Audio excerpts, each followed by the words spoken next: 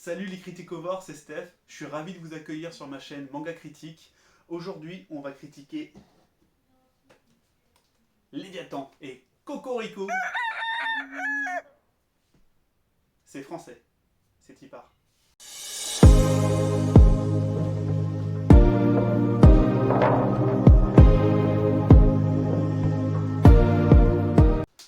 Alors Léviathan, c'est une création 100% originale Ki-un.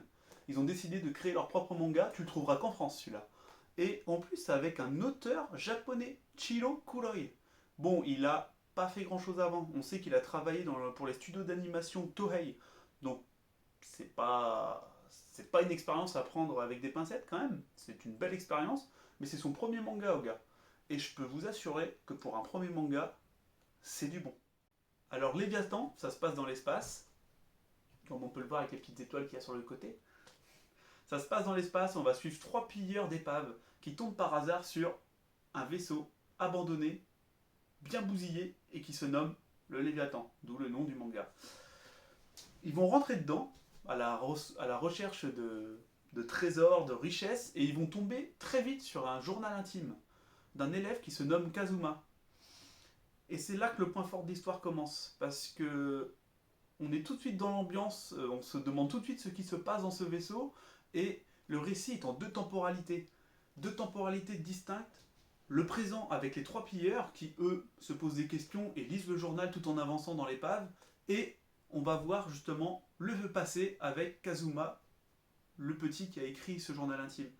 Et c'est très très très très bien ficelé. On n'est pas jamais perdu, il n'y a jamais de problème de temporalité, on se demande jamais, merde, on est dans quelle temporalité, parce que les deux temporalités sont ultra distinctes et ultra différentes les unes des autres, donc déjà ça c'est parfait, tu ne te perds jamais dans ce manga. Et en plus de ça, il y a un petit coup scénaristique vraiment bien pensé, je vais dire un petit coup de génie, parce que sincèrement, le monsieur est à suivre. Un petit coup de génie, c'est qu'on te fait vite comprendre, je ne vous dirai pas comment, on te fait vite comprendre qu'il y a certainement un survivant cryogénisé quelque part dans le vaisseau. Et en fait, du coup, quand tu es dans le passé, toi, tu veux savoir, dans tous les personnages qu'on t'a présentés, lequel est le survivant. Et ça, c'est un petit coup vraiment bien pensé, et moi, c'est du bon. Maintenant, on va parler des dessins. Ce monsieur, Chiro Kuroi, il faut que j'apprenne à dire son nom, parce que Chiro Kuroi, sincèrement, il a du talent. Au niveau dessin, c'est très très fort. Je vais vous mettre des images.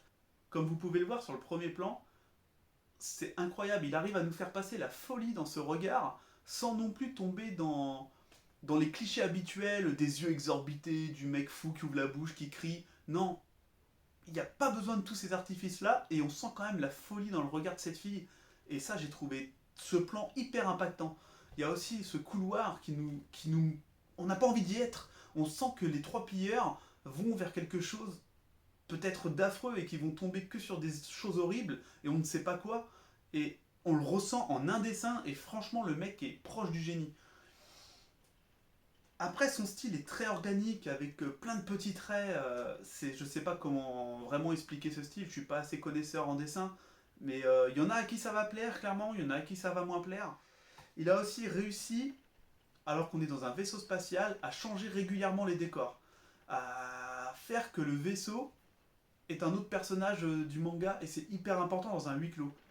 Maintenant, clairement à noter, c'est un manga à 100% seinen. Il y a des mangas seinen, des fois tu dis ouais, bon, ça y est, parce qu'il y a un petit peu de sang, parce qu'il y a un peu de sexe, c'est passé seinen. Là, non.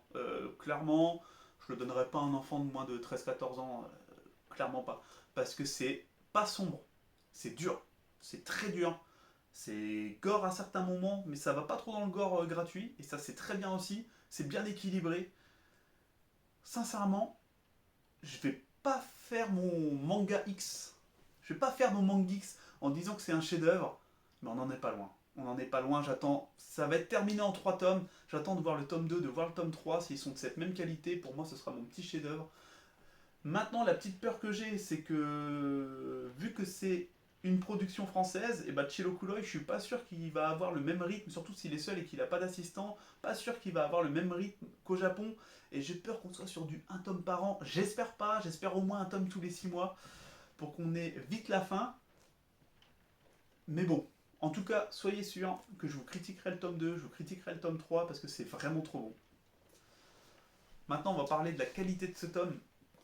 On sent tout de suite que du coup, Ki-hoon, ils n'avaient pas les ayants droit. Parce que faut savoir que les mangas en général, il y a les ayants droit japonais qui sont derrière. Et les japonais sont souvent très embêtants. Ils aiment que leur travail soit respecté jusqu'au bout. Et les éditions françaises ne peuvent pas faire ce qu'elles veulent avec leurs mangas. Il y a souvent très peu de changements entre la couverture japonaise et la couverture française. Et là, truc tout bête, hein, mais moi, ce qui m'a accroché tout de suite dans le magasin, j'y suis allé en me disant tiens, je vais prendre une nouveauté pour la critiquer pour la chaîne. Et ben, c'est tout bête, mais cette couverture noire, cette tranche noire, le bouquin est entièrement noir. Et là, je me suis dit ok, je suis rentré dans le magasin, je l'ai vu, je l'ai pris. Je me suis dit ok, là, on me vend un truc sombre, on me vend un truc pour adultes. C'est tout bête, mais ça marche du tonnerre. Je l'ai acheté sans même lire le synopsis. Je me suis dit, je le sens bien. Et qu'est-ce que j'ai eu raison. Donc vous l'avez compris, je le conseille clairement à un adulte, plus qu'à un enfant, c'est sûr. Mais achetez-le, lisez-le. Sincèrement, je suis vraiment content si cette critique permet de faire une vente ou deux de plus pour Kiyun. Je serais vraiment content. Et d'ailleurs, le tome 2 s'annonce vraiment très bon, parce que la fin de ce tome 1, ça laisse présager quelque chose de cool, vraiment très cool. Si on tombe pas trop dans le gore inutile, je le sens très bien. Donc vous l'avez compris, on n'est pas loin du chef-d'œuvre pour moi, ça a été un plaisir de lecture. Franchement, ça faisait quelques mois que j'avais pas eu un plaisir comme ça en découverte manga, donc je suis vraiment heureux. Ne pas à mettre entre toutes les mains, très clairement, vous êtes prévenus, mais bon, je pense que je vais avoir une audience assez adulte. Donc voilà, mon petit coup de cœur de l'année pour l'instant. Léviathan, et c'est français. Donc merci d'avoir regardé cette vidéo, j'espère qu'elle vous aura plu comme d'habitude. Laissez un petit j'aime, un petit partage.